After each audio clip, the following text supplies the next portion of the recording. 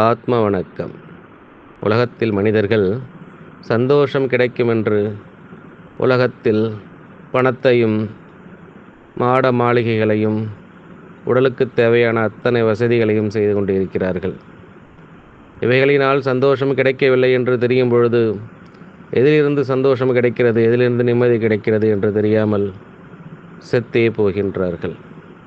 ஆனால் இதற்கெல்லாம் ஆதாரமாக இருக்கக்கூடிய ஜீவனை, உயிரை இந்த நிலையில்லாத பொருட்களை சேர்ப்பதனால் விரயம் செய்து தான் என்னதென்றே அறியாமல், சுகம் என்னதென்றே அறியாமல் மாண்டு போகிறார்கள்.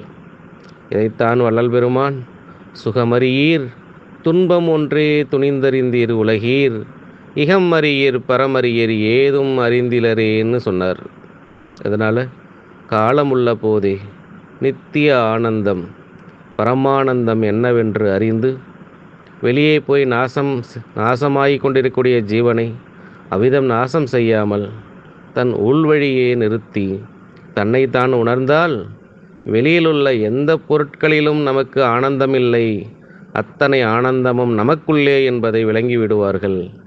நித்தியமாக எல்லாம் அல்ல பரம்பொருளில் திளைத்திருப்பார்கள், பரமானந்தத்தில் மூழ்கியிருப்பார்கள். அதை உணர்ந்து கொள்வோம். ஆத்ம வணக்கம்.